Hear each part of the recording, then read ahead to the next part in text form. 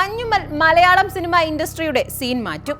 ഈ ഒരു വാക്കും ജാനേമൻ എന്ന ആദ്യ സിനിമയും മതി മഞ്ഞുമൽ ബോയ്സിന് വേണ്ടി കാത്തിരിക്കാൻ. സിനിമയുടെ പേര് പ്രഖ്യാപിച്ചതു മുതൽ പ്രേക്ഷകർ ആകാംക്ഷയോടെ കാത്തിരിക്കുകയായിരുന്നു സിനിമയ്ക്ക് വേണ്ടി.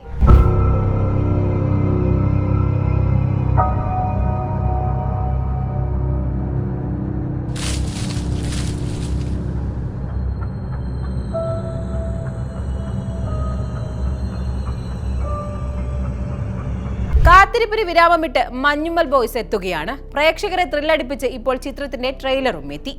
കുറച്ചു സമയം കൊണ്ട് വലിയ കാഴ്ചക്കാരെയാണ് ചിത്രത്തിന്റെ ട്രെയിലർ സ്വന്തമാക്കിയിരിക്കുന്നത്. ട്രെയിലർ കണ്ടതിനു ശേഷം പ്രേക്ഷകരും ആവേശത്തിലാണ്. ഒരു സർവൈവർ ത്രില്ലറാണ് ചിത്രമെന്നും അതുപോലെ ഒരു സീറ്റ് എഡ്ജ് ത്രില്ലർ സിനിമയായിരിക്കുമെന്നും പറയുന്നുണ്ട്.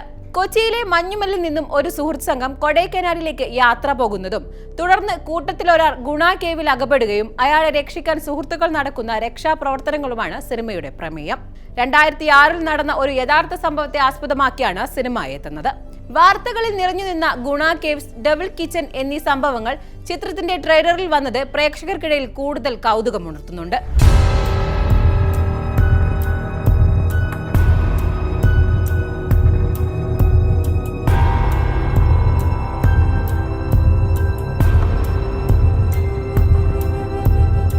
കൊടൈക്കനാൽ ടൗണിന് പുറത്താണ് ഡെവിൾ കിച്ചൺ എന്നറിയപ്പെടുന്ന 300 അടിയോളം താഴെയുള്ള ഗുണ കേവ്സ് സ്ഥിതി ചെയ്യുന്നത്.